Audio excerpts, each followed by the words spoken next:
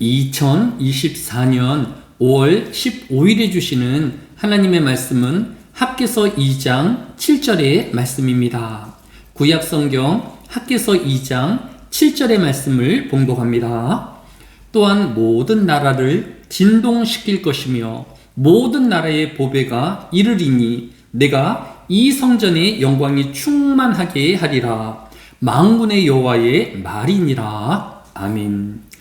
바벨론에게 무너진 예루살렘 성전의 재건에도 불구하고 초라하기만 한 예루살렘 성전의 모습에 이스라엘 백성은 깊은 실망과 좌절에 빠져 있었습니다. 이때 하나님은 이스라엘 백성을 향하여 그들이 보고 있는 모습이 전부가 아님을 일깨우시며 하늘과 땅을 진동시켜서라도 이러한 상황을 변화되게 하실 것이다 라고 말씀하였습니다.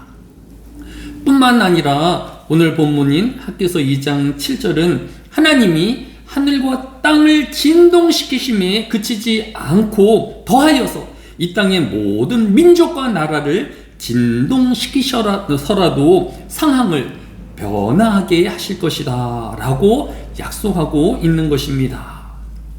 과연 시편 136편 10절과 12절은 애굽의 장자를 치신 이에게 감사하라. 그 인자하심이 영원함이로다. 강한 손과 펴신 팔로 인도하여 내신 이에게 감사하라. 그 인자하심이 영원함이로다 라고 하였습니다. 이스라엘은 430년 동안 세계 최강의 나라인 애굽에서 노예로 있었습니다.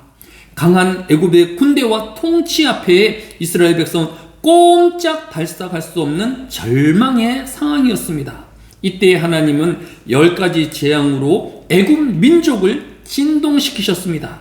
아무리 강한 애굽이라도 결국 10번째 하나님의 진동인 장자의 죽음 앞에서 견디지 못하고 하나님의 뜻대로 이스라엘 백성을 놓아줄 수밖에 없었던 것입니다. 과연 하나님은 하늘과 땅을 진동시키실 뿐만 아니라 필요하면 모든 나라와 민족을 흔들어서라도 그의 백성을 도우시는 전능의 하나님이셨던 것입니다. 과연 예루살렘 성전은 500여 년이 지나서 로마의 분봉 왕이 된 헤롯이 유대인의 환심을 사기 위하여 예루살렘 성전을 다시 건축하였습니다.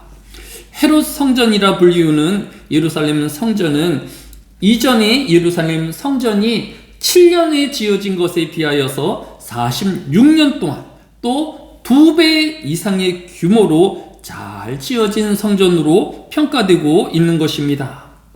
지금도 헤롯 성전의 일부인 통곡의 벽이 남아 그 당시 예루살렘 성전의 웅장함과 규모를 짐작하게 하곤 합니다.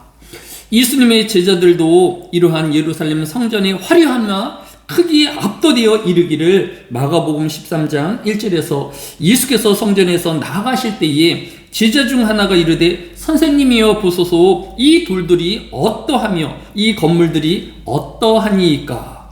이때 예수께서 이르시되 내가 이 큰 건물들을 보느냐. 돌 하나도 돌 위에 남지 않고 다 무너뜨려지리라 하시니라 라고 말씀하셨습니다.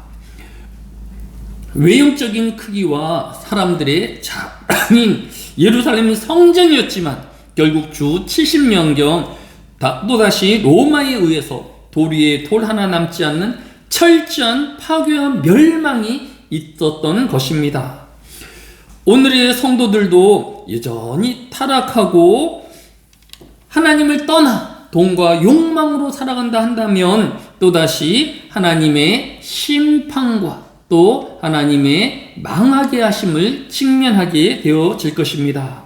그러나 오늘 하루도 성도가 믿음으로 살기만 한다라고 하면 하나님은 궁지에 몰려 있으며 깊은 실망 가운데 있다 할지라도 하늘과 땅을 진동시키시며 또 모든 나라를 진동시키서라도 그들을 구원하시고 도우시는 하나님이신 것입니다. 모든 나라의 보물들로 가득하게 하며 하나님의 영광으로 충만하게 하실 것입니다. 이 하나님과 동행하는 이 하루 되어지시기를 예수님의 이름으로 축복합니다. 사랑이 많으신 아버지 하나님, 절망 가운데 하나님을 만나오게 하여 주시고 또 실패 가운데 하나님을 만나오게 하여 주시기로 합니다. 소망이 되어 주시며 승리 하나님이 우리와 통행하여 주시기를 원합니다. 이 한날에도 하나님 안에서 믿음으로 살게 하여 주시고 말씀으로 살아내는 이 하루가 되어지게 하여 주시기로 합니다. 기도하는 성도가 되어지게 하여 주시고 말씀대로 살아내는 하나님의 거룩한 백성 되어지게 하여 주옵소서. 감사를 드리오며 예수님의 이름으로 기도드렸사옵나이다. 아멘.